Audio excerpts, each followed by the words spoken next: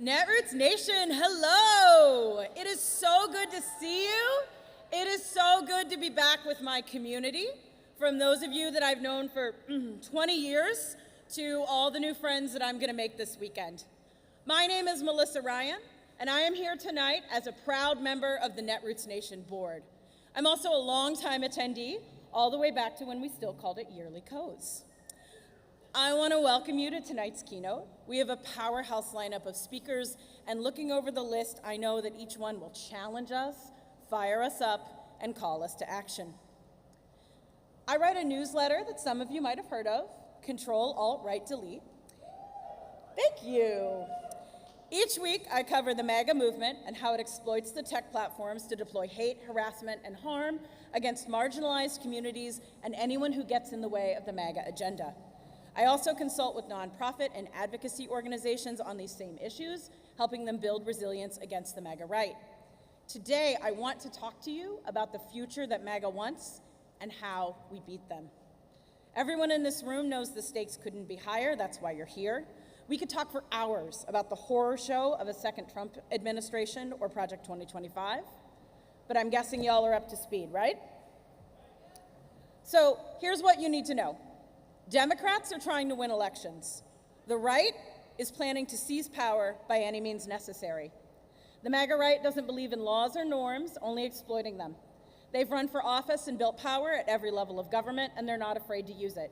And the 6 MAGA justices on the Supreme Court are more than happy to help them every step of the way. This is also a movement that understands the power of media, social media, and pop culture, which is why you have MAGA billionaires like Elon Musk spending large sums of money to try to take us over online and in the media too. Finally, these folks thrive on misery and despair. This is a movement built on slogans like liberal tears and cry harder. They don't want to win. They want to punish their opponents and see us suffer. But I don't want you to be fooled. That despair is strategic. The goal isn't to convert us, but for everyone in this room to say, LOL, nothing matters, to give up and go home. They're literally writing op-eds in the New York Times telling us not to vote, folks. And it's worth remembering that the same folks who told us all through 2022 that voters didn't care about abortion are going to spend the rest of this year assuring you that Trump's record, his criminal conviction, and his pending charges don't matter. MAGA Republicans want us to stay home not just on election day, but every day, and that's their path to power. So, how do we beat them? I know that can feel like an impossible task, especially since electoral politics is a game of inches. But we've learned a lot since 2016. And by the way, we have won several elections too. And tonight, I want to share what I know works. First, we need to hold them accountable. In November, in the courts, at school board meetings, everywhere in your communities, when MAGA shows up, be there too. And if your Democratic elected officials aren't doing anything, make sure that you're pressuring them to hold MAGA accountable as well. Sometimes it's as straightforward as voting, and sometimes it means creative direct actions that make people in power uncomfortable. But make sure Trump and every one of his MAGA wannabes knows that we see them, and we're not going to let them tear us apart. Second, run against the Supreme Court. I promise you this election isn't about Donald Trump or Joe Biden or insert name here. It's about 6 unelected justices determined to use their perch to bring about the future MAGA wants. We need Democratic majorities to nominate justices who believe in the rule of law, and we need elected officials who will work to expose corruption, force these justices to follow a code of ethics, and consider measures like impeachment, expanding the court, or both. Finally, and I end every talk I ever give with this, stand in solidarity with one another. MAGA wants us to believe that our families, our communities, and a better way of life aren't worth fighting for. But if I've learned anything over the past decade, it's that we might be able to survive on our own, but we can only thrive together. We need connection, coalition, and community, and we need to have one another's backs. And Netroots Nation, there is no better place on earth to cultivate joy, to build community, and to find solidarity than right here in this room right now. We have folks here from all 50 states and from 15 countries, and we have 150 panels and trainings for you to enjoy. So on behalf of the staff, the board, and our hardworking volunteers, thank you for being here, and thank you for all that you do. I am so proud to stand in solidarity with you.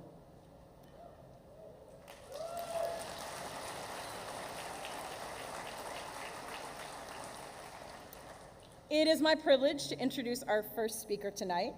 I am excited because I, like so many of you, couldn't do my work without her insights and research. Anat Shanker-Osorio hosts the Words to Win by podcast. She's also the founder of ASO Communications. Anat creates progressive messages that resonate. And if you've worked on any issue, from clean energy to immigration rights, labor to abortion, you've probably repeated her words directly to voters. Her work helps progressives win. Please join me in welcoming Anat Shanker-Osorio.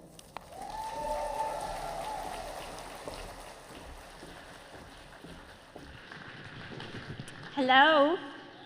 Can't stand there, wouldn't see my outfit. So Mary said that I'm supposed to hype you up, and she stuck me in the post-caffeine, pre-alcohol for those who drink it slot. Thank you, Mary. Luckily for me, I get to share content with you that's going to hype you up itself. This is our Amplify project, of which I am proud to be a small part of a very large collective of ongoing continuous research, content creation, and distribution to get us on offense. There's been a lot of talk and much ado about the who. You know what I mean, the who. And I think forgotten in that discussion of who is going to be at the top of the ticket, we've forgotten to have a conversation about the how. And by the how, I mean how we defeat this would-be MAGA dictatorship, this authoritarian faction that you just heard about. My superlative in high school was most sarcastic, so again, me hyping you, it's a tough call. So I'm gonna let past you hype you and remind you that on a stage not dissimilar to this one in Pittsburgh, Netroots was kind enough to let me be there, and I talked about the precursor to Amplify, which we called Protect Our Freedoms. Because what we find over and again is that when you ask Americans, what value do you most closely associate with this country, they say freedom. And that's true across demographics, age, race, geography. We cannot cede this value. And in 22, we were able to claim it and make people see that that election was a referendum on whether MAGA Republicans would take away our freedoms and control our lives, or we would come and stand up and fight for ourselves. And we won. Well, I should be more specific, because actually 22 was a tale of two elections.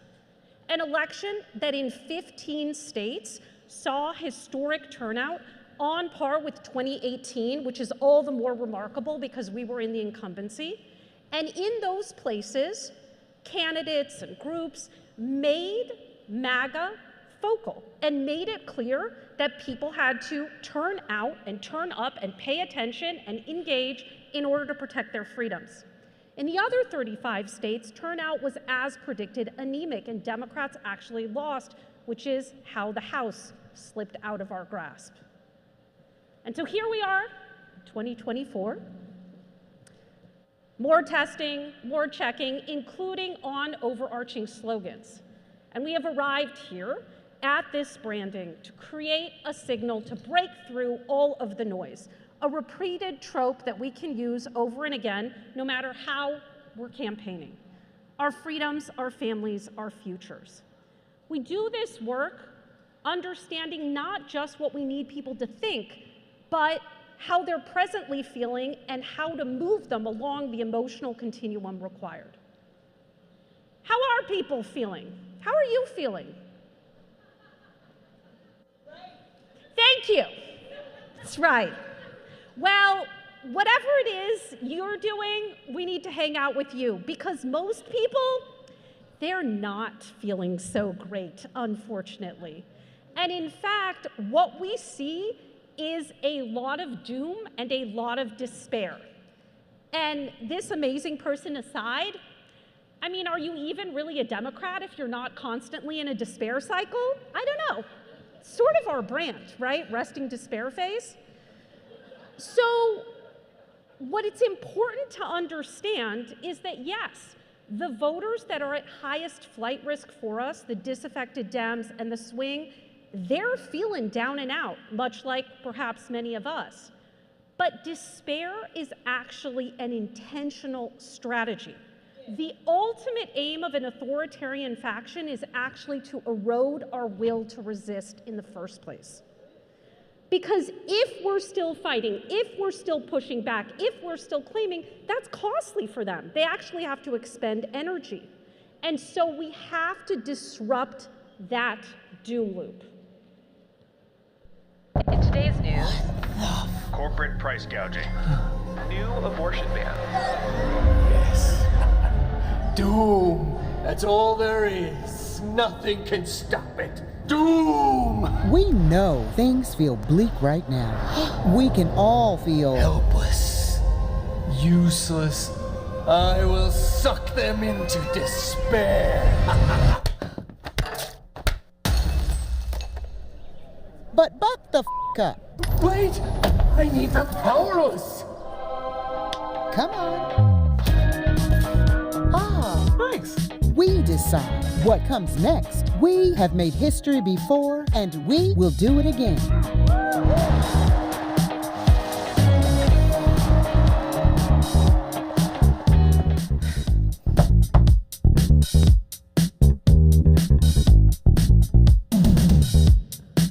Let's do this.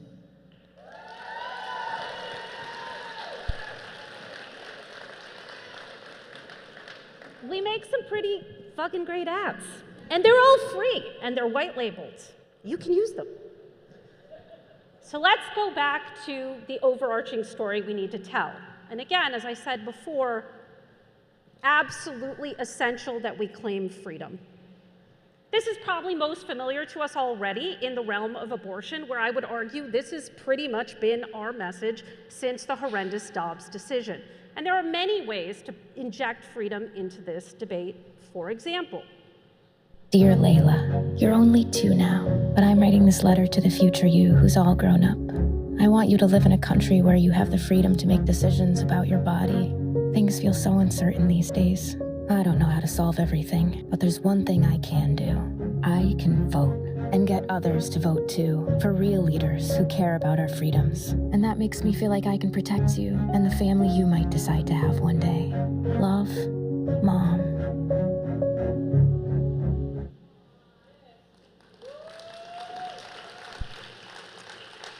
I'm gonna have to be reclaiming my time if y'all are gonna be applauding in between my slides. Thank you, by which I mean thank you. So freedom isn't just about our lives, it's actually also about our livelihoods. It turns out that we can repeat this trope and make a more repeated argument so that people are hearing us over and again by having an overarching message that works across different domains, including, of course, that all-important thing, how, oh how do Democrats talk about economic issues? In America, we value our freedoms, but corporations take in record profits by denying our freedom to make a good living and have a good life. Real freedom means being able to demand better pay, to cast our votes and have them counted, and care for our families. Real freedom requires real leaders who respect our families and make corporations pay what they owe. Together this November, let's demand the freedom to live a better life.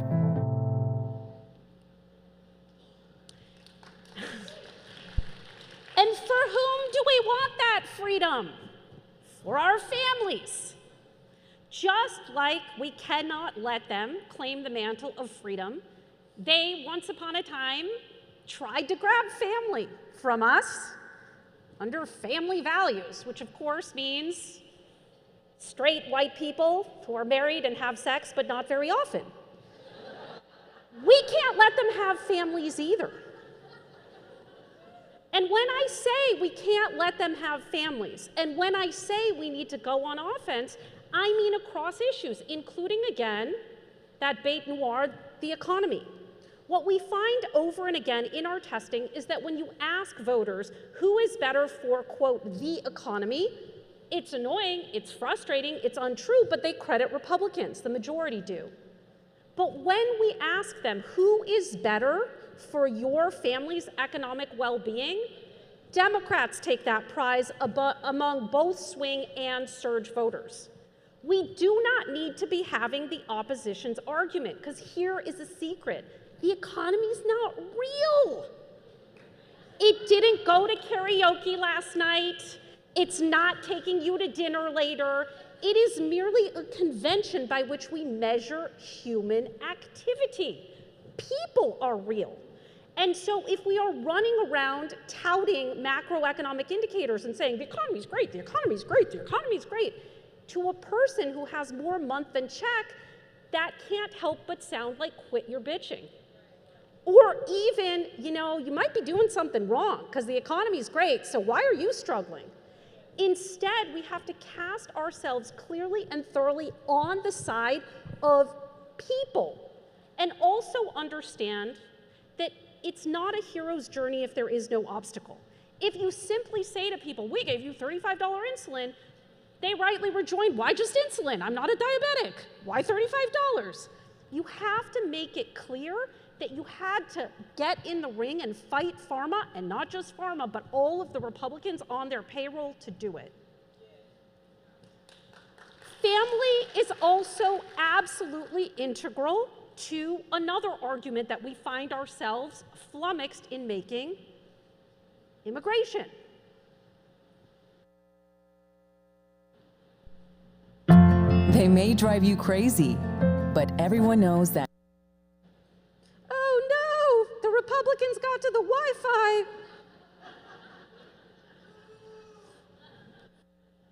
What's happening? Should I just skip ahead? The tech people aren't going to talk to me. What am I doing? Okay, I'm going to go back. I'm going to make something. Okay, let's try it again.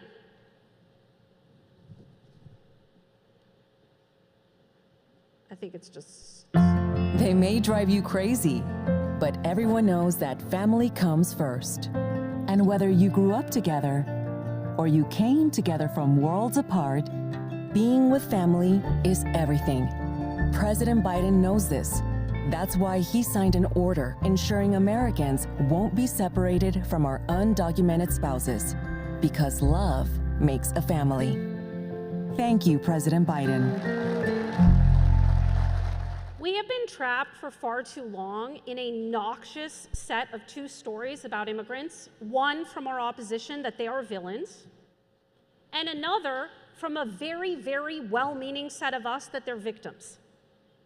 And that, at best, can engender sympathy, a call to feel sorry for, quote, those people. But if you are engaged in a sympathy-based argument, you are othering. And in fact, what we find in our testing is that people who are immigrants, especially undocumented people, don't like that kind of messaging. And so what we need to do is to reaffirm what we share, essential things like a hunger for freedom, like a desire to be with family, and recast the debate in our own terms. In other words, go on offense. Which brings us to our futures. The right has long mastered this idea of talking about the future by painting an ongoing horror show of all of the terrible things that are going to occur through their very own reuse of the acronym CRT, by which I mean crime, race, trans. They have one story.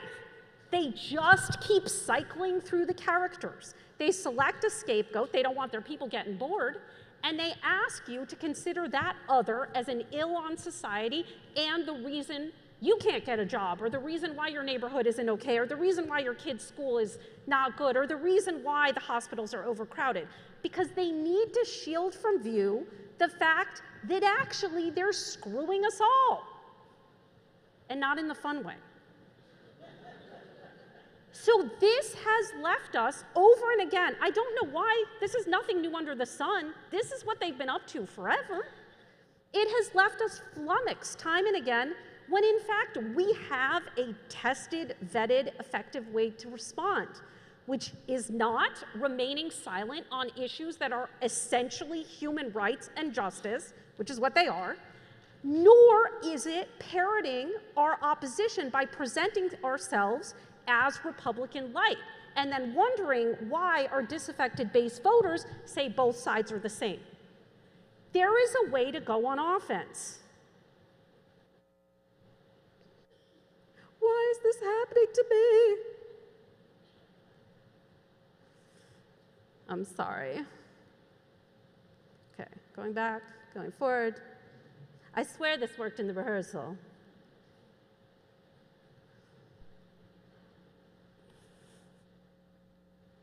A terrifying monster is coming. Beware of... It's just a rainbow? The rainbow! I'm sorry, why is this scary? I hope you all feel sorry. Nothing can stop this indecent symbol of peace and freedom. Rainbows are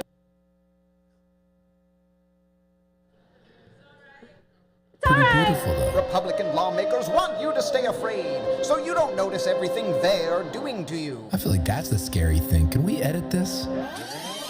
Watch out for the terrifying menace. Republicans in office! Yeah, that makes more sense.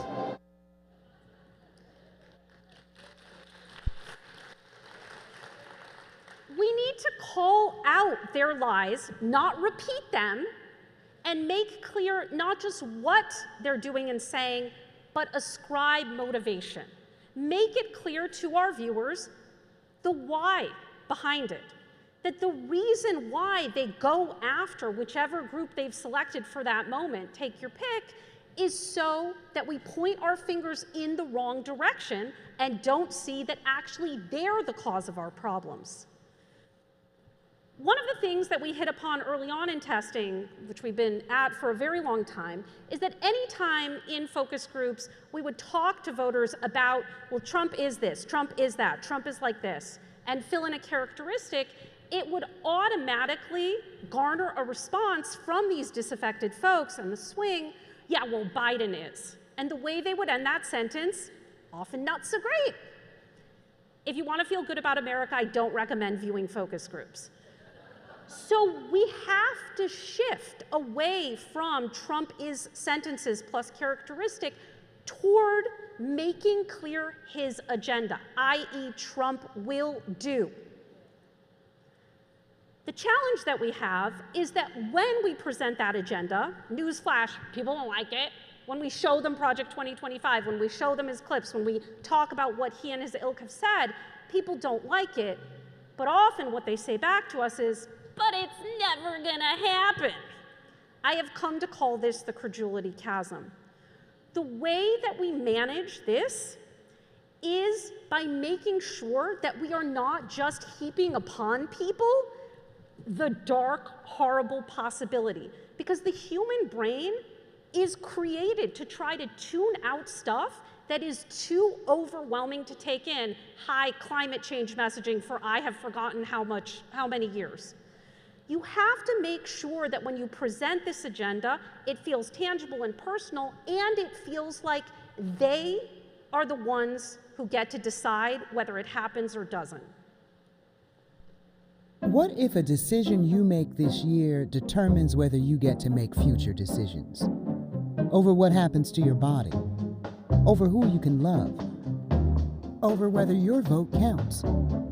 Or confining yourself to a future where the wealthy and powerful few make decisions for you? This November, vote for our freedoms, our families, our futures.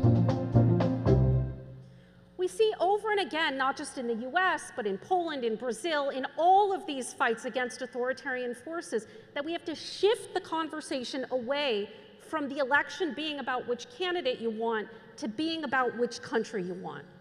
Which brings me to my end, and France. I was honored and fortunate enough to be able to pitch in with the new Popular Front in France. And it's a complicated situation, and it's a different place, and it's a parliament, and it's a runoff, and many differences. But the way that they won is by going on offense, by using humor and history to make unequivocally clear to their voters that the election was about a struggle of freedom versus fascism, or in the French, liberté versus Le Pen.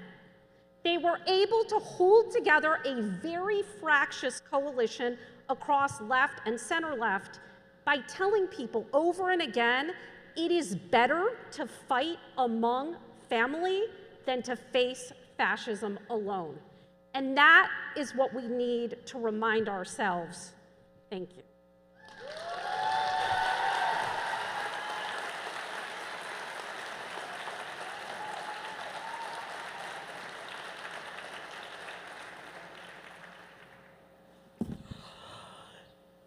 Now give a warm welcome to Ashley Woodard Henderson of Highlander Research and Education Center.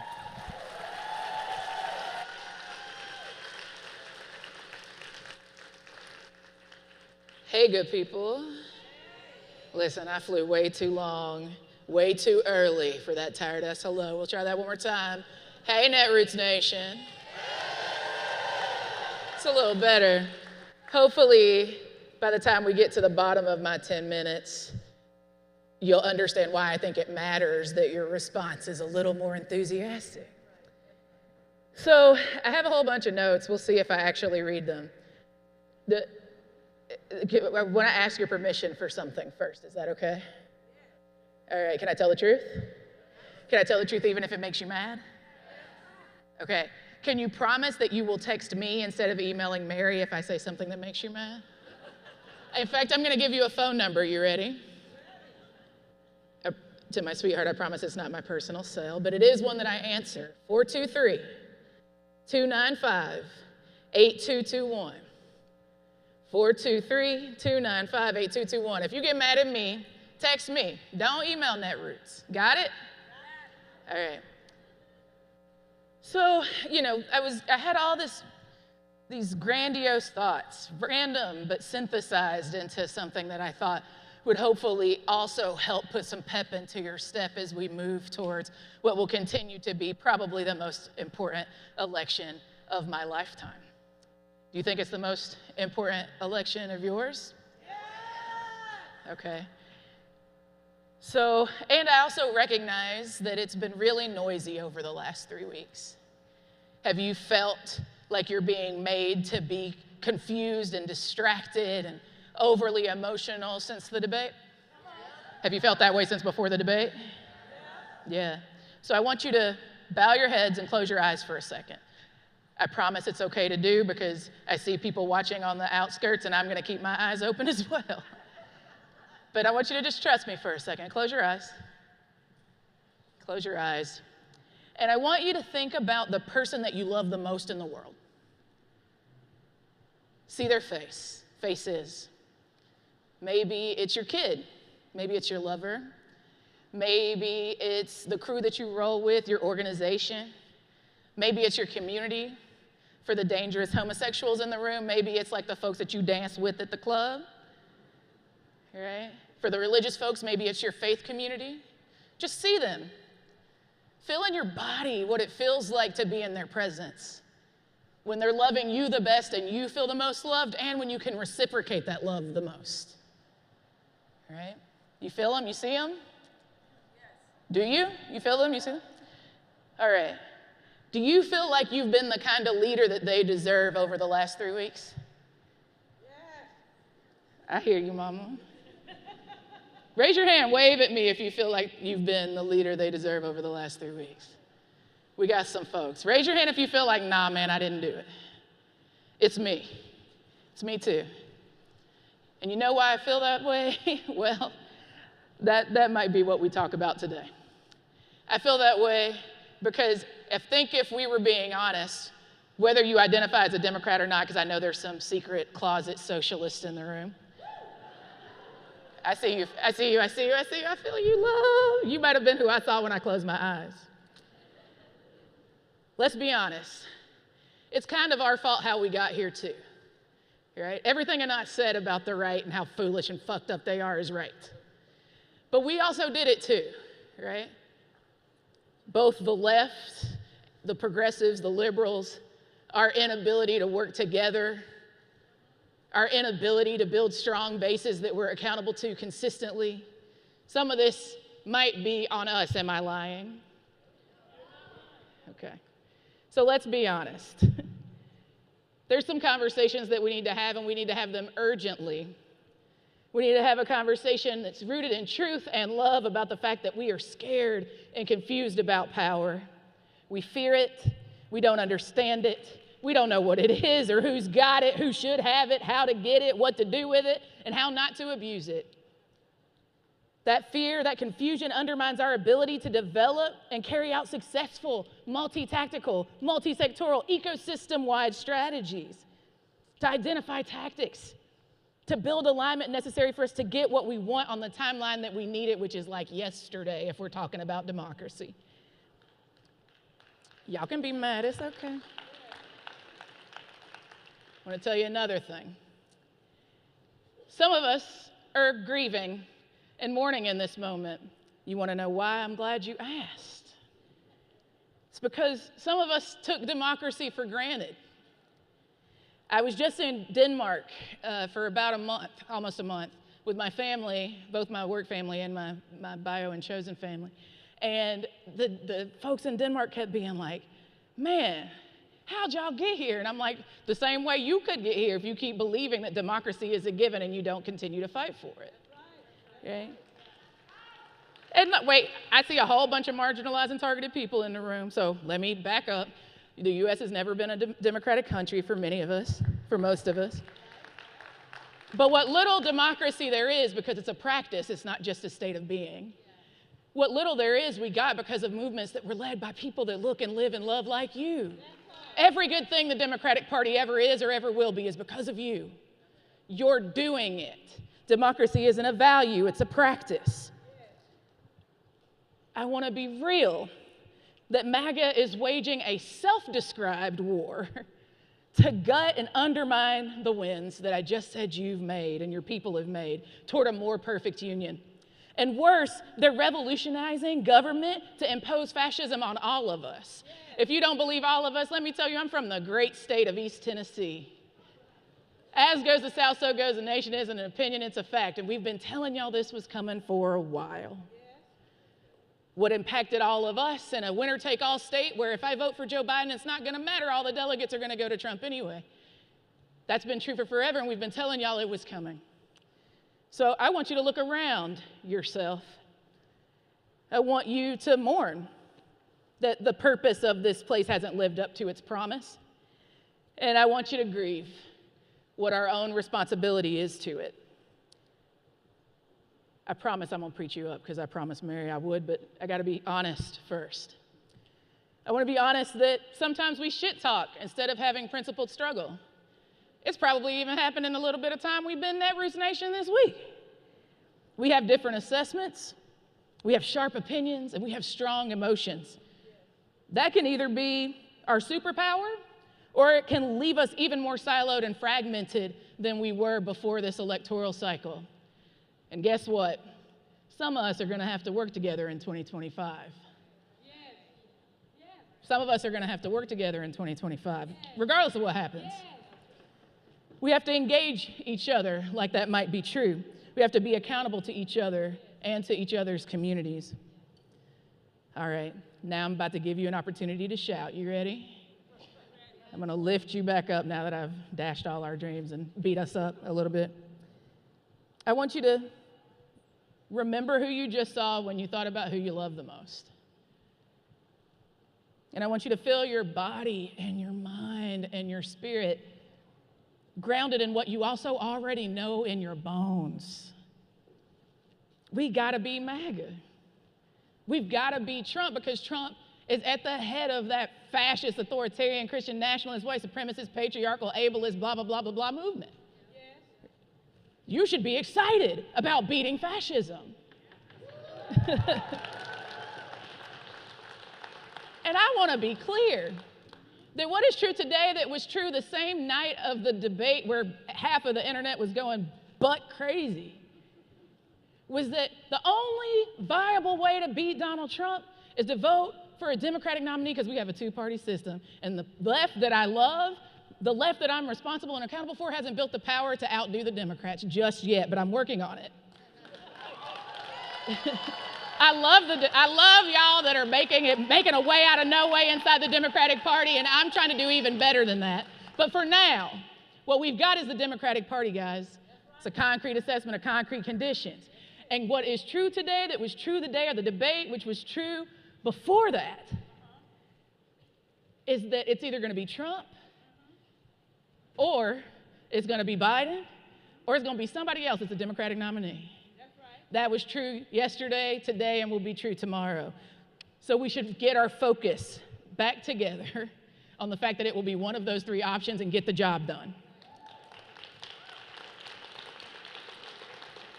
We should canvass and call and text and donate. We should work with folks like Seed the Vote and Working Families Party and Court Accountability and United We Dream and the Movement for Black Lives and Showing Up for Racial Justice and so many other organizations, because elections are not just about what we think people think. Elections are about who shows up to the polls, casts a vote, and defends that vote till it's counted. It is a numbers game. Let's cut the turf. Let's get back to the good work of talking to regular-ass people in our communities and getting them to mobilize for collective action's sake. Let's help re-elect Cori Bush. Oh, y'all should do a whole lot better than that. I said let's re-elect Cori Bush. Let's let's get Summer Lee back in seat. Let's make sure AOC goes to Congress. Let's give it up for Ilhan Omar and flank and support her leadership and get her back in Congress. Let's make sure that Tlaib and Jayapal and Presley are there being champions for us because they've been accountable to us. It's our turn to show up and show out for them here, and because they show up for our people globally. Y'all see the shirt? Y'all know what I'm saying. Build a base. Join a base building organization. Build cross-sectorally. Pay attention globally. Do not blame marginalized and targeted communities for the poor performance and bad decisions of the Democratic Party.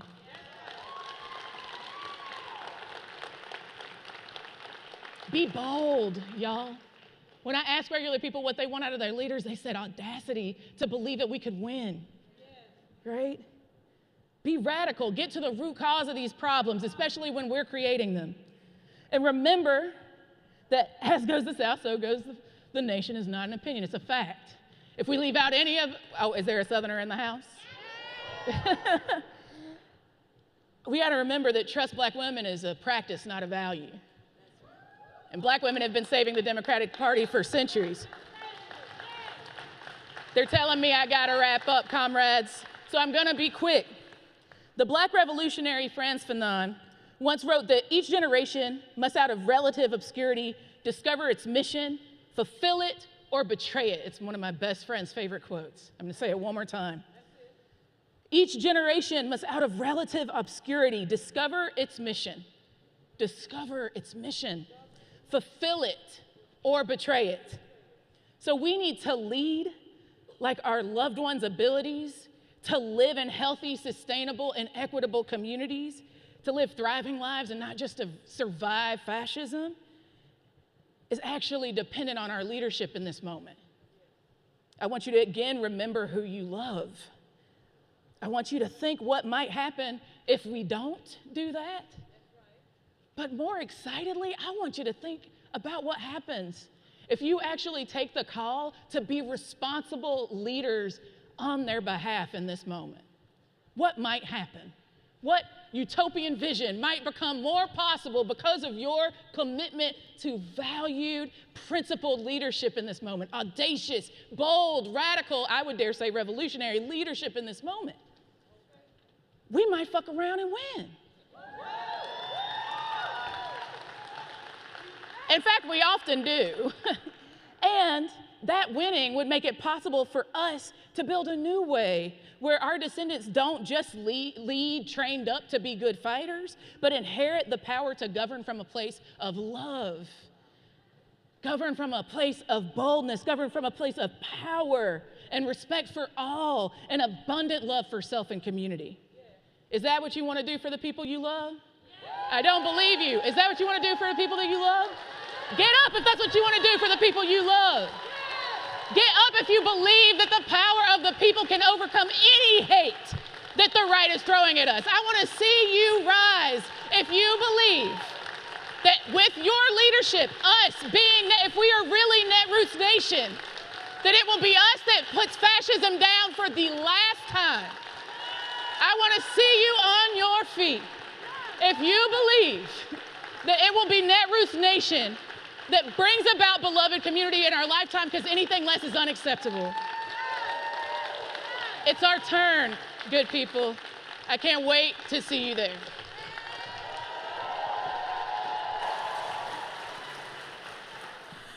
Representing the 41st District in Baltimore, please welcome Maryland State Senator Jill Carter.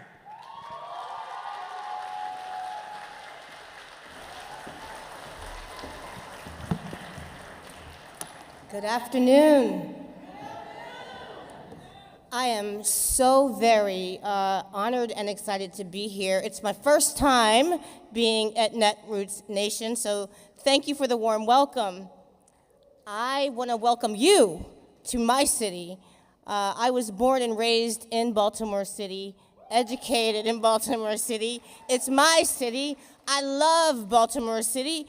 It is, as you can see, a beautiful city in progress. We are still a work in progress, and we have a lot more to go. But anyway, I'm so excited to have Netroots Nation and all of you here in our city. And I also am so excited to be amongst all of you change makers, leaders, organizers, activists.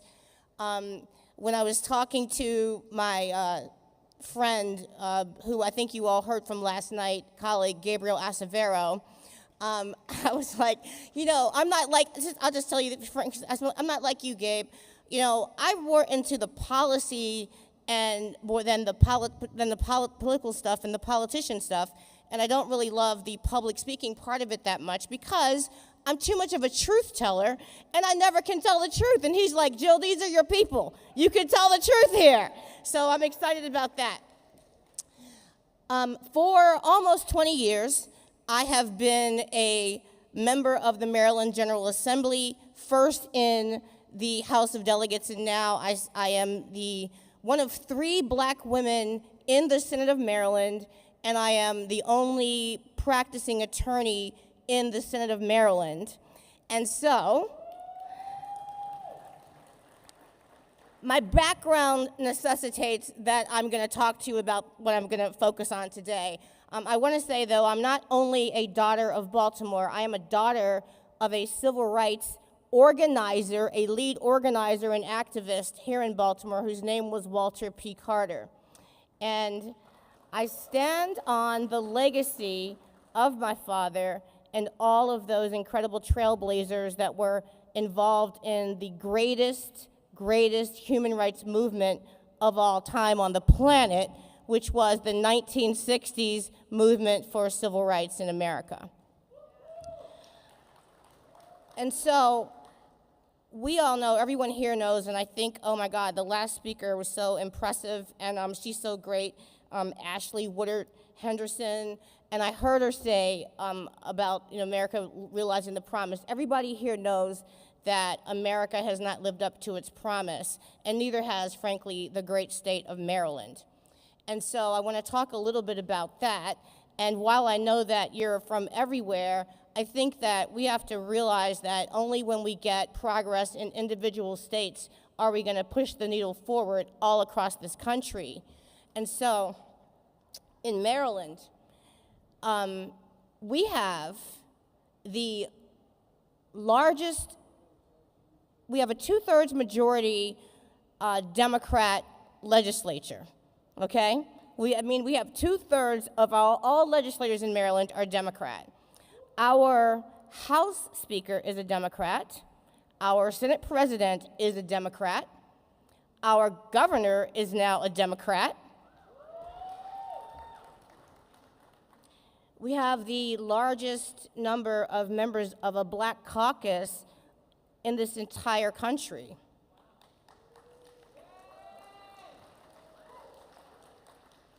Now, see, they told me to keep it positive, and I'm going to keep it positive, but you know, the truth is necessary, but not always positive. But even with all of that, Democrat leadership, black leadership, we still have some of the most racist criminal justice policies in this country. Maryland continues to incarcerate the highest percentage of black people in the country and send more children to adult prison and for longer periods of time than any other state in this country other than Mississippi and Alabama. And while we are making some strides, I'm here today to ask all of you, as a part of this movement forward for progress in this country, to please continue to commit yourselves and rededicate yourself to criminal justice reform.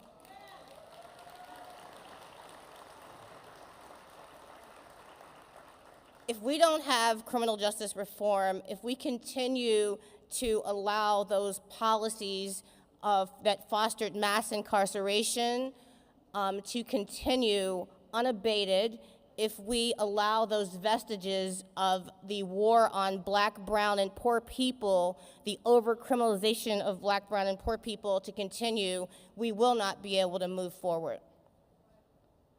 And so, in Maryland, I want to talk a little bit about some policies because we do have a little bit of good news. The good news is that as the legalization of marijuana spreads across this country, Maryland, of course, is one of the states that has legalized marijuana, kind of.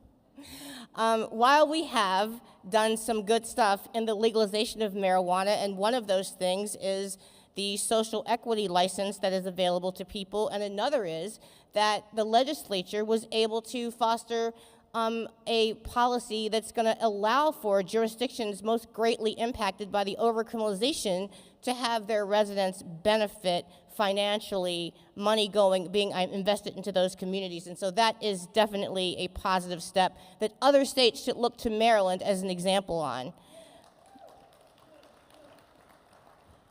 Yet we still have criminal penalties for those that would obtain marijuana outside of the government-sanctioned licensing. It is my belief, and it should be all of ours, that if it's legal, it's legal. And so if you violate, if you violate it, then it's an administrative penalty or it's a civil penalty, but it should not warrant incarceration. And so that's something we still have left to do. We did one other really great thing, and I'm very proud of this because I had a firsthand opportunity to work on this and lead this. We were able, as part of our marijuana package, to prohibit the use of odor in a stop, search, or seizure of anyone, and that is incredible, and it is one of the best, strongest laws in the country. What we have left to do, and this applies everywhere, this really does.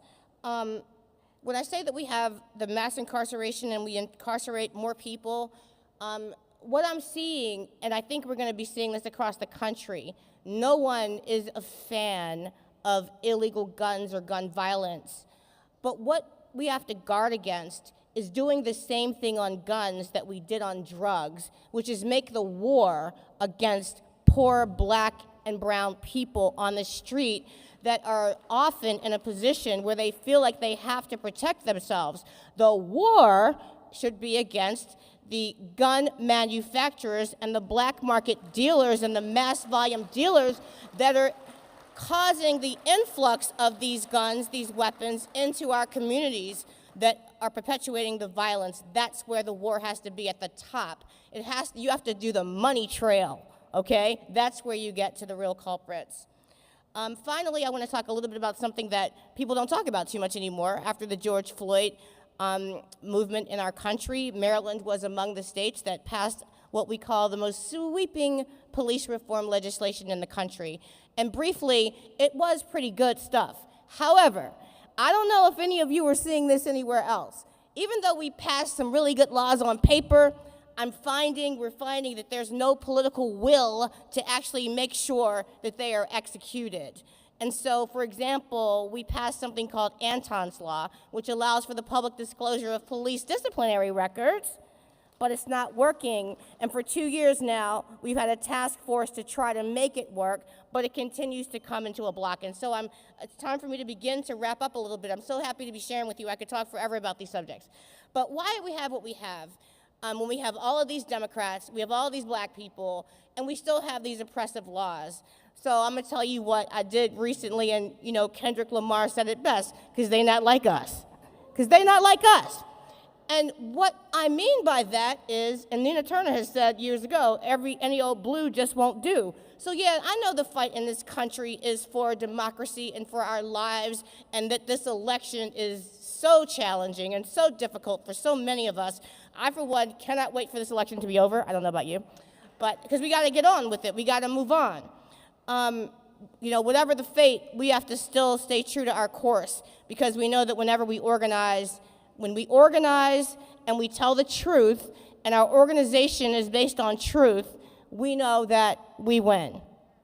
And so, my parting words are, again, I'm asking everyone that as we talk about, and I'm excited, I know you all are excited to end with Congresswoman Pramila Jayapal.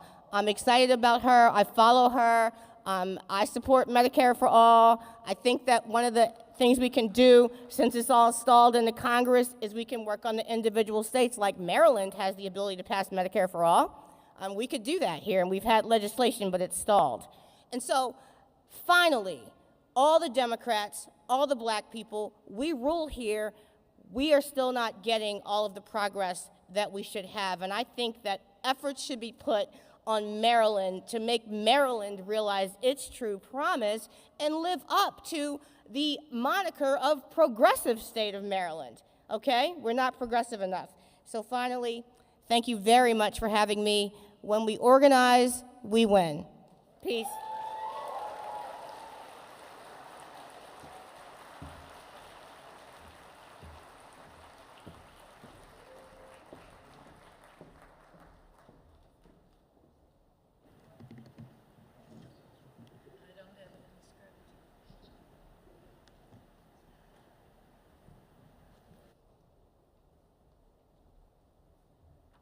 Hello again.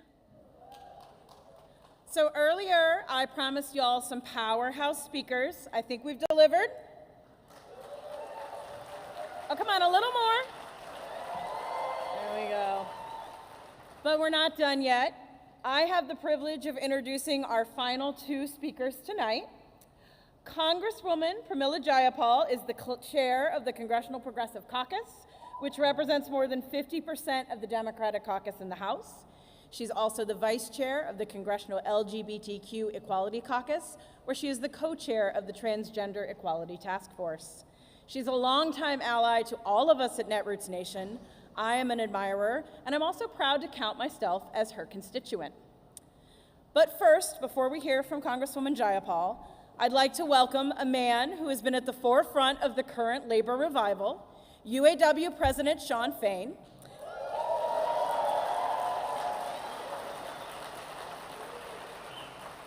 Last year, UAW ratified a historic contract with the big three automakers, one where workers made gains on wages that I wouldn't have thought possible in my lifetime. President Fain is a third-generation UAW member, and he has vowed to use this momentum, and I quote, to take our strike muscle and our fighting spirit to the rest of the industries we represent and to millions of non-union workers. Please welcome to the stage UAW President Shawn Fain.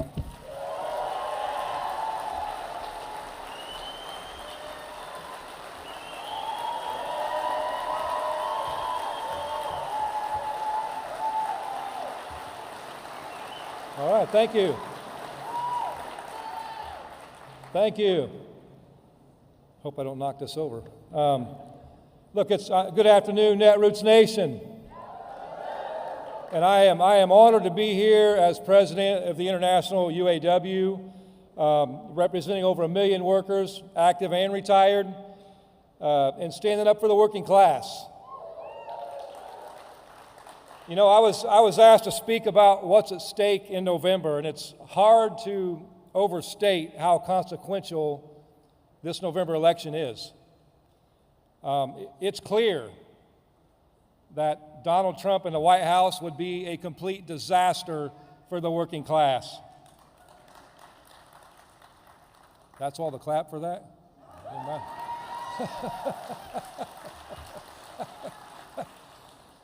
Look, we know what he stands for. I mean, he stands for everything that, as a union, and everything that working class stands for. He's against all of those things. I mean, he would ruthlessly fight for a vision for America in which the wealthy rule everyone and everything, and the working class has continued to be forced to settle for the scraps. You know, his push for total billionaire and corporate class domination comes at a time when, for the first time in decades, the working class is beginning to make gains. We've got a labor movement that's starting to wake up.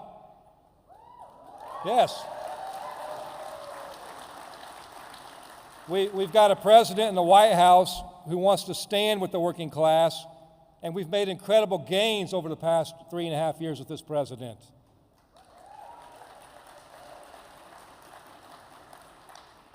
But for us in the labor movement, what's at stake in November, it's not just about November.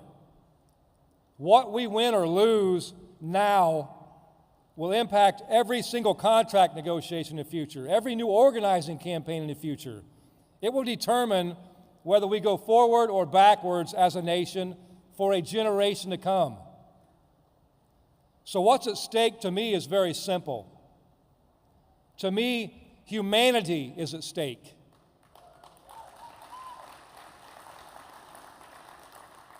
This has everything to do with our shot at life, liberty, and the pursuit of happiness. Our wages, having health care, our retirement security, and our time. Those are the 4 core issues that we as a union are focused on. Those are the 4 core issues that unite the entire working class people in a fight against the billionaire class, as we saw in our contract campaign last fall, when 75% of Americans supported us in that fight for those reasons.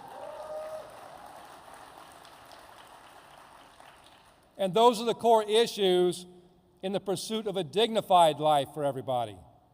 Living wages, not living wages. When I say that, I don't just mean the minimum. I mean wages where someone can go to work 32 to 40 hours, and be able to live a decent life, not just have the bare minimum.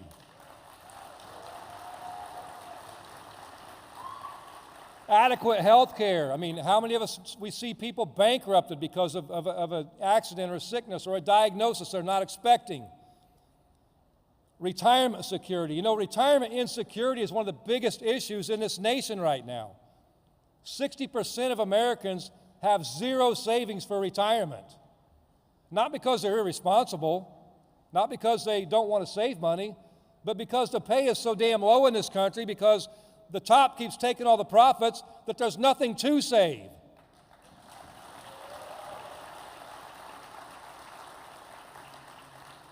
And we talk about taking our time back. You know, that to me means taking our lives back. In this country, our generation was raised. You work hard, you play by the rules, and you're going to be fine. We're raised, work, work, work. Our lives to this day revolve around work. That's not what we're designed for. So working 7 days a week, you know, working multiple jobs just to scrape to get by paycheck to paycheck, that is not a life. And that's what we're talking about taking back when we take back our time.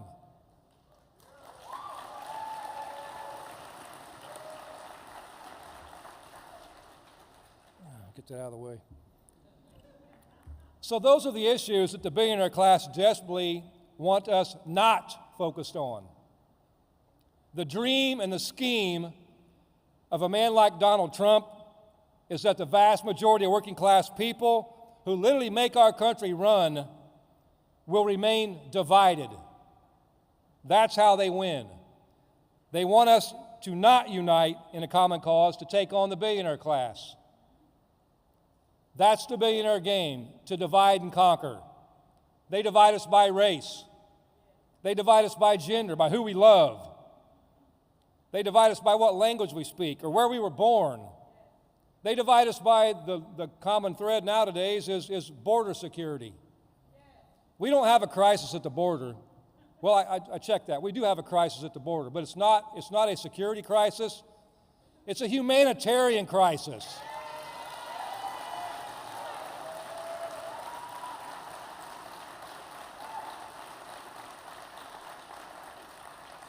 You know, when I see destitute and desperate people trying to cross that border, I don't see what Donald Trump calls rapists and murderers.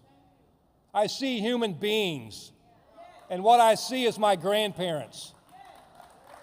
I see my grandparents, yeah. Their generation, my grandparents were born in the South, and they were destitute and poverty-stricken through a Great Depression.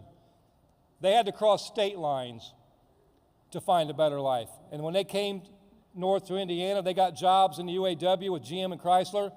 They lived the American dream. That is what these people are trying to do. They're human beings, and we've got to stop letting the billionaire and corporate class let us devalue and dehumanize people as if they're the blame for the problems in this country. Corporate greed is the blame for what's wrong in this country.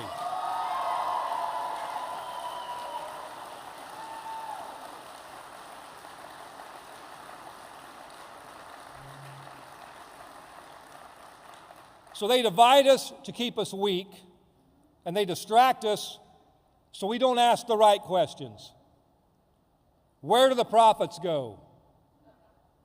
Where is our fair share? And who benefits from this system? You know, in the past year, in the UAW, we've been at our best. We've offered a different vision, a vision of unity, of a united working class, fighting for our fair share, taking on the billionaire class with relentless fury. In our stand-up strike, we took on 3 of the largest corporations in the country, and we won.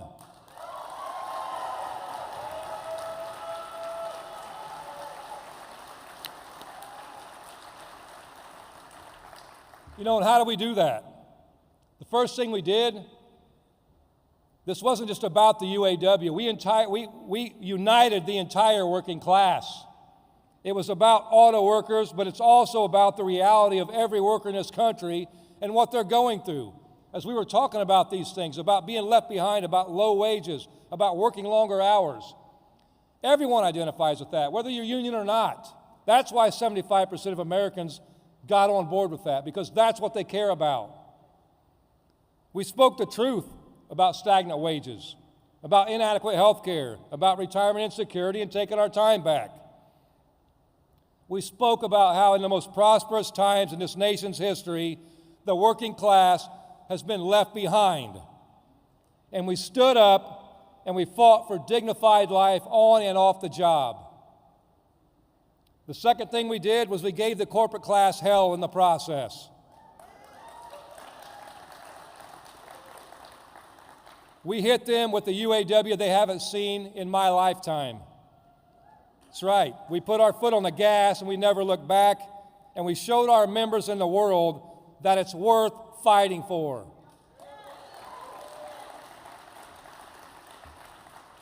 The third thing we did was we let the working class people lead. We put the membership back in charge of this union.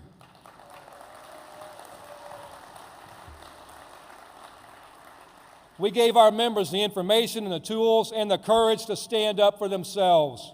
It's that simple. That's the winning formula that unites the working class, and will united working class, how they will fight like hell and let everyday working class people, when they do that, they lead the movement. We don't lead it, they do. Yeah. So when I think about what's at stake in 2024 and how we can defeat the billionaire class, the bosses, the corporate class, the fascist, and the right-wing people, I think about our stand-up strike. We know the playbook. We know the issues. We've got the people, and we've got the power.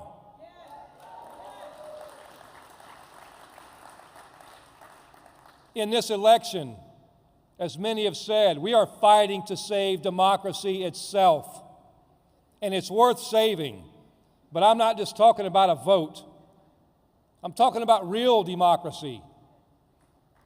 Yeah, real democracy. Real democracy is when you say how you feel, when you tell the truth to your friends and enemies, and you can have it all out. Real democracy is when everybody gets a say, even when it's inconvenient. Whether in the Democrat Party, whether in labor unions or in our workplaces. You know, sometimes taking a principled stand is hard. I know what it's like to speak out and be shunned. I know what it's like to speak up for those who don't have the courage to speak up for themselves. You know, 8 months ago, when our union came out in strong support of a ceasefire in Gaza,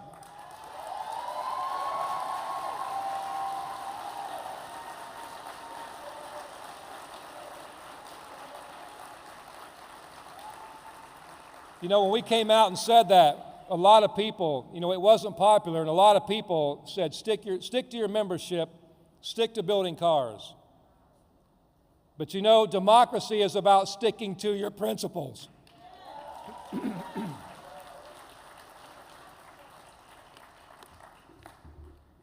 know, when you stick to your principles, that means saying and doing what's right when you know it's right. So we're speaking truth. We're speaking truth to those who need to hear it most, and that's the Democrat Party.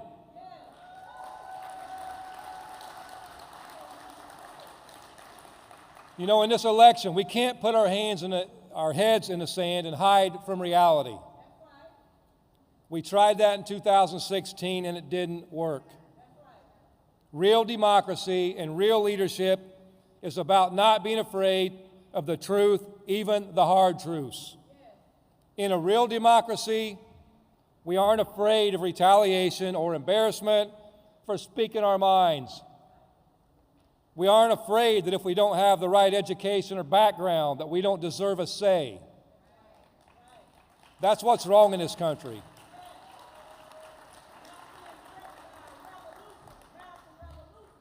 You know, in a real democracy, regular working class people get to control their lives and decide what kind of world we want to live in. That's what this fight's for. That's what we're fighting for, and that takes looking at facts wherever they may lead us. We've seen it before. We saw in 2016, people just wanted to buckle down and hope for the best, knowing that we weren't meeting the moment. And we see it happening again, though very few people are willing to speak up about it. The truth is, the billionaire class and the corporate class has the working class on the ropes, and they're ready, through their messiah, Donald Trump, to deliver a fatal blow. And our political system is set up to let that happen. But I know another truth. The truth is, we can win.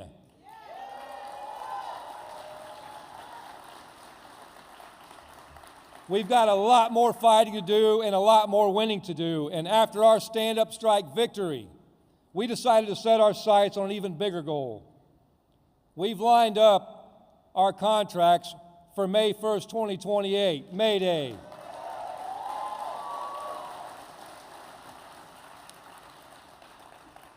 Our vision is to show corporate America, not just the big three and not the other companies we represent, what it really looks like when the working class stands up.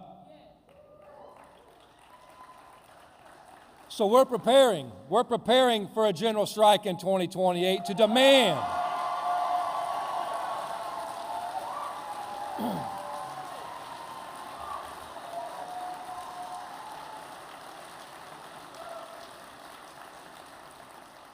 We're preparing for a general strike to demand, after decades of falling behind, that the working class gets their fair share. But to win that, we're going to need a much larger labor union and labor movement. We're going to need a much stronger political movement. And we're going to need a brave group of leaders, a relentless army of working class people, and a moral vision for the future.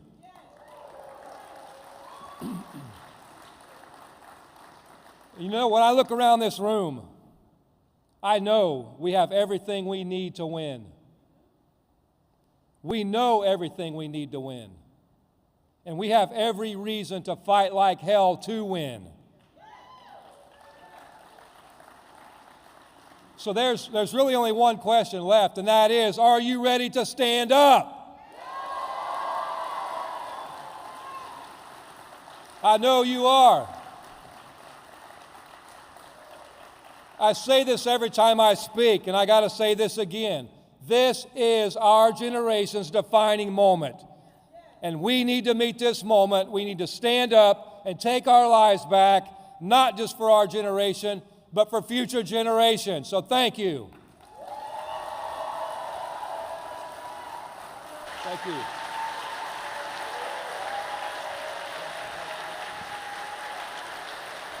And now welcome to the stage, Congresswoman Pramila Jayapal. Netroots Nation, what's up? How are you doing? Did you get fired up by Sean Fain? Sean Fain is a labor leader who is showing us what it means to be principled, to stand up and fight for working people. And I'll tell you, the energy around the labor movement and organizing in the labor movement is the thing that gives me so much hope across the country. When you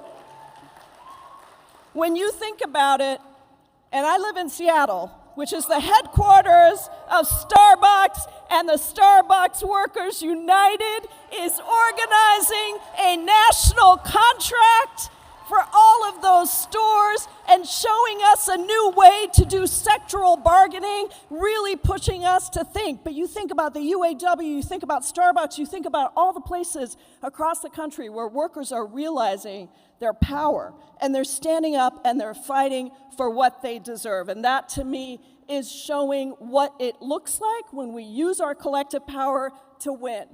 And that is why I'm so proud to be in this room with fierce progressive leaders from across the country who have been pushing to make democracy work, pushing back against the power of big money in politics, pushing to remind everybody that our country has never suffered from scarcity. We have always suffered from greed.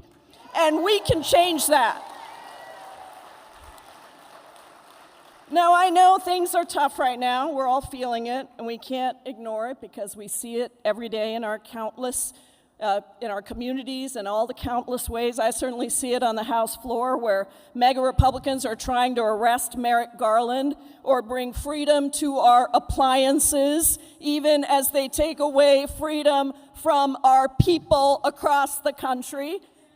And they are wasting our time. They're wasting our time because what they're focusing on is taking away every freedom for LGBTQIA people, for voting rights, for abortion rights, for the right to have one job that pays you well, for the right to take care of your family, for the right to retire with dignity, for the right to have universal health care with Medicare for all. Donald Trump wants to take away our freedoms, and oh yeah, he wants to be dictator on day one. But this movement,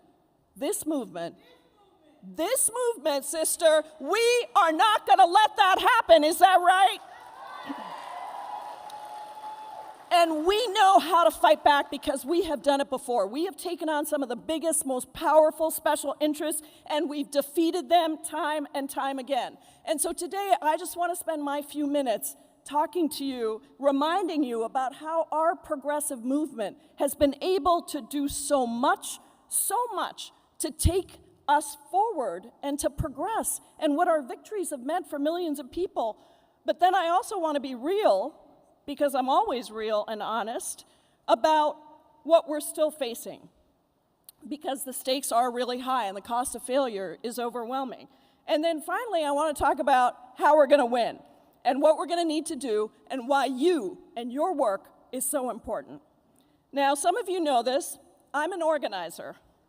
That's what I did. That's what I did for 20 years before coming to Congress, organized the largest immigrant rights organization in Washington state, and have been organizing for economic justice, the highest minimum wage in Seattle, the first major city to pass $15 minimum wage. I was on that committee to help make that happen.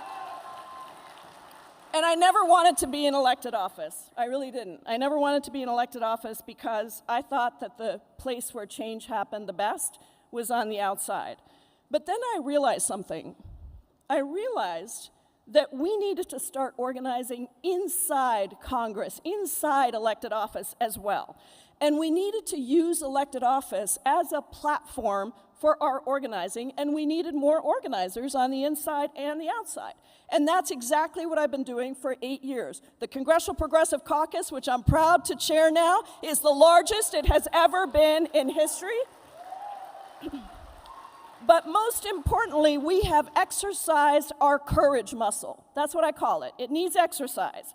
We have exercised our courage muscle over and over again with some of the most historic wins in the country's history, and with a PAC that has now grown to pour millions of dollars into supporting new, elected, diverse members of Congress who are also organizers. You heard from many of them yesterday. You heard from Greg Kassar. You heard from Rashida Tlaib. You heard from Delia Ramirez, you heard from Cori Bush. These are people who are bringing energy into our caucus and showing us what it means to organize on the inside and outside.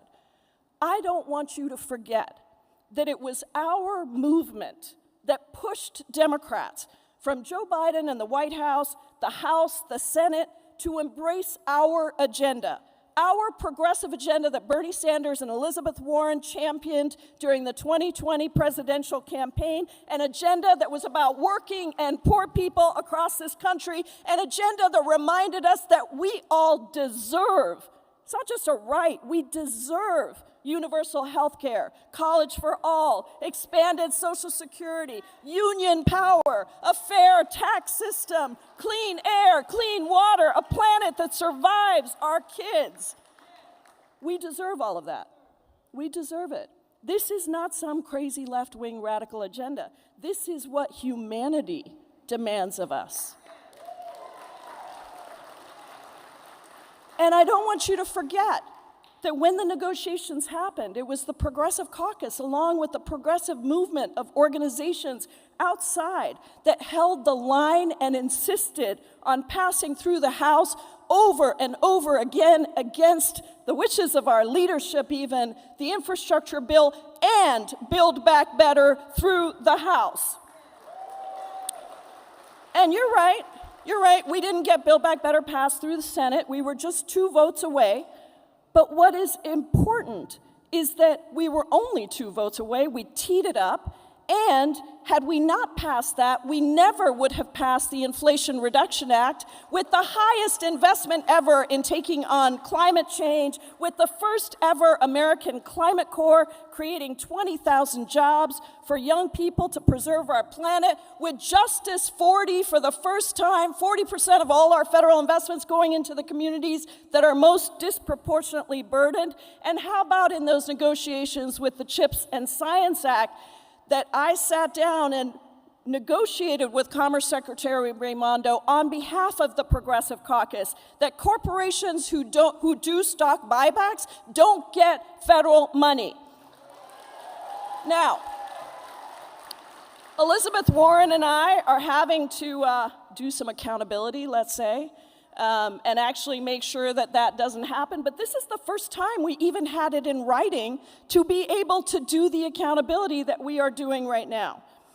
And by pushing hard and holding the line, we took on age-old battles and won, like forcing Big Pharma to negotiate drug prices with Medicare, capping the cost of insulin at $35 for seniors, making the wealthiest corporations and individuals begin to pay more of their fair share, and yes, by getting the administration to use its executive power to finally cancel billions of dollars in student debt, to pardon thousands of people who are charged with possessing marijuana, and finally get medical debt off your credit records.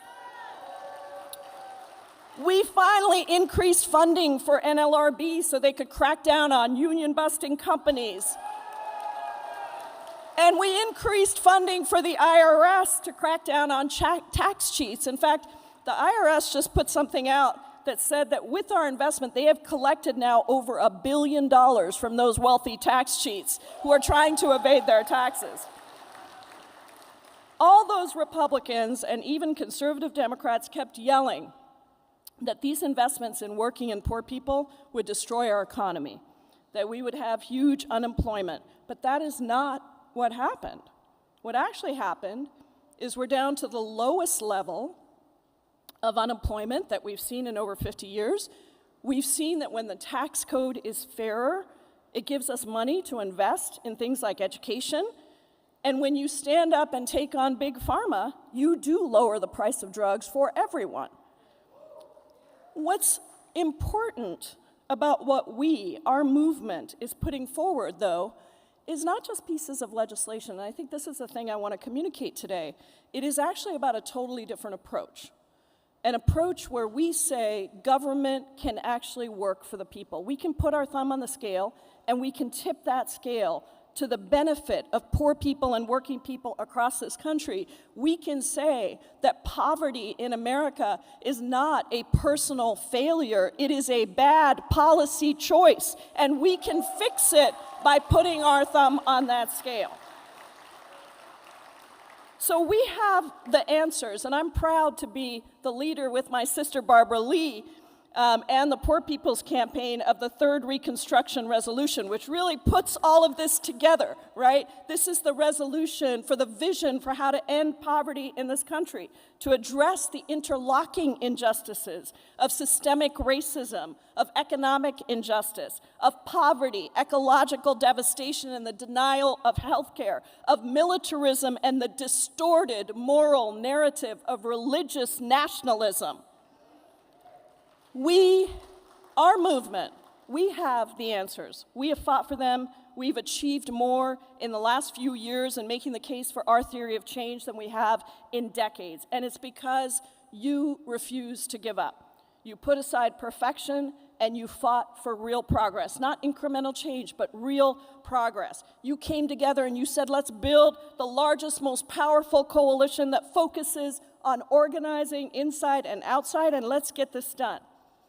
But we're not done. We didn't get here overnight. We're not going to get out in a couple of years.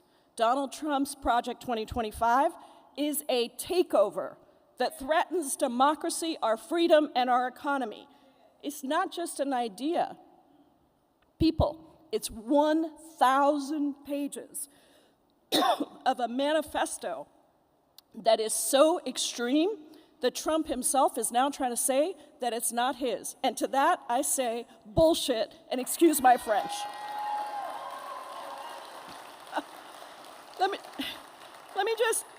just give you a few highlights. He wants to get rid of all our civil servants and replace them with loyalists so he can do whatever the MAGA extremist Supreme Court just ruled that he can do, illegal or not. And they don't just want to get rid of abortion, by the way. They want to get rid of IVF and contraception. They want to criminalize your personal health choices in every single state, and the MAGA Supreme Court will back them up. They want to abolish the Department of Education. They want to eliminate birthright citizenship. They want to build military detention camps to imprison asylum seekers and systematically remove all LGBTQIA+ protections. There are hundreds of pages that tell us what he will do. And he's repeating these words on the campaign trail with hardly anyone actually challenging him or focusing on what he's saying. And let's not forget what he wants to do to our economy. As Attorney General James proved in a court of law, Donald Trump is a billionaire who will lie, cheat, and steal to enrich himself at the expense of others. And that robber baron philosophy is just magnified if he gets into power. Everyone remembers the disaster of Trump's presidency. The United States lost 2.7 million jobs. Wealth inequality increased at historic rates. His disastrous tax scam, like the Bush tax cuts for the rich, were a trickle-down failure. And thanks to Donald Trump, the rich got richer while the middle class, the poor, and the working people were left behind. So if he gets back in office, it's going to be worse than before. It's going to be worse than before. 16 Nobel economists released a report saying that Trump's economic proposals for a second term would lead to, quote, an inflation bomb. The rich would land a windfall, while poor people will see their costs skyrocketing as their wages stay stagnant. And the economic pain is going to fall largely, you know, on poor people, on working people, on black and brown and indigenous people. So it's simple. We got to win. We got to win. We cannot let Donald Trump get back into the White House. We cannot surrender our democracy to a dictator who has been charged with 91 felony counts and for sexually assaulting women. We cannot. So that brings me to our movement, to our fight. And I'm going to be completely honest with you. This is going to be a hell of a fight. There's a lot of chaos right now, and our work is to stay focused, to rebuild the fragile coalition that we built that gave us the trifecta that implemented a big part of our progressive agenda. And to do that, we need to campaign not only as an opposition party to Trump, we definitely need to do that, but we also need to campaign as a proposition party for the people that tells people what winning would look like for them. How will their lives change when they wake up in the morning because of what we do? And that's what the Progressive Caucus has put out, our proposition agenda for 2025. First, we need to focus not just on changing the rules by electing more progressives, but also, not just by changing the rulers by electing more progressives, but also by changing the rules, okay? We need to focus on structural reforms. Get rid of the Jim Crow legacy filibuster that is stopping progress from moving forward. Protect our democracy by getting money out of politics and expanding voting rights with the Freedom to Vote Act and the John Lewis Voting Rights Act. Let's get DC statehood. Let's pass humane immigration reform so that immigrants stop being used as political tools to divide us and cause xenophobia and racism. Let's codify abortion rights. I say this as one of the 1 in 4 women across this country who has had an abortion and had to be public about it. No one should control our bodies. No one except us. Let's reform the Supreme Court so that it is held accountable for the disgusting corruption. Let's put term limits on these MAGA extremist Supreme Court members. Let's expand the court so it matches the growth in our population. Let's finish the work that we started in the House when we passed Build Back Better with universal child care, where no family pays more than 7% of their income for their child care. Let's invest billions into housing because the rent is too damn high and no one can afford to buy a house. Let's tax our billionaires and our corporations to pay their fair share. Let's expand Social Security and Medicare, drop the Medicare eligibility age, add in dental and vision and hearing so that we can get on our way to Medicare for all. Let's raise the minimum wage to a livable wage. We're way past 15, y'all. Let's pass the PRO Act and other major reforms to bargaining. I'm losing my voice, as you can tell. Like implementing sectoral bargaining to give strength and power to workers across employers. Now, to do this, we're going to have to, as I said, rebuild that fragile coalition of 2020. And to do that, we're going to have to keep pushing for a ceasefire in the Middle East. What the Netanyahu government is doing in killing tens of thousands of Palestinians and destroying Gaza, what they are doing in refusing to even endorse a two-state solution or releasing the hostages, that has led so many of our Muslim, our Palestinian, yes, our Jewish young people, labor, black and brown folks, to lose faith in us. And we need to bring them back. I was one of the earliest members of Congress to call for an immediate and permanent ceasefire and to demand that we apply our own domestic laws and stop sending offensive military assistance to Israel. I am not letting up that fight because we must achieve peace. Now, this work of rebuilding our coalition means digging deep to organize. We need rural voters, we need independent voters. Thank you so much for all of you who are doing that work. But the biggest base of swing voters is not those folks. It is actually our people. The swing voter who won't vote for Donald Trump, but doesn't believe that we're speaking to them. The voter who swings to the sideline instead of using the power of their vote to put a mark on the ballot. These people that are out there, they will listen to us if we reach out to them, and you are the bridge. You are the bridge. That is the work that we need to do. And before I ask you if you're ready to do it, I want to end with this. Many years ago, I'm a big fan of Brittany Howard and the Alabama Shakes, and I was listening to an interview with Brittany, and she started talking about eruptions and how hard it is when things erupt. And I started thinking about that and really imagining that whole vision of eruptions and feeling it deeply in my soul around me, just with everything that was happening in the world. And I realized that it is incredibly hard, but it is also very clarifying to watch eruptions happen and to see what gets revealed. Because when something erupts, it opens up. It opens up the ground around. And it shows you what was hidden before, which maybe you couldn't see before. It brings out into the open those things that we couldn't or didn't want to see. And it's painful. It's not an easy process, it's painful. But it allows us to see more clearly everything that is there, and that, as an organizer, allows us to strategize and to organize. Our eruptions around us are clear. We all see them. You see them right in your communities. And you're organizers. You're people who know that organizing teaches us that strength comes in those deep times of crisis, that our beauty comes in recognizing the anger, the pain, the hurt, and in turning those things into power, just as so many people before us have done. Not to walk away from something, but actually to walk towards something, not to hate, but to love, not to fall into despair, but to lift us up into possibility. So that is the work ahead of us.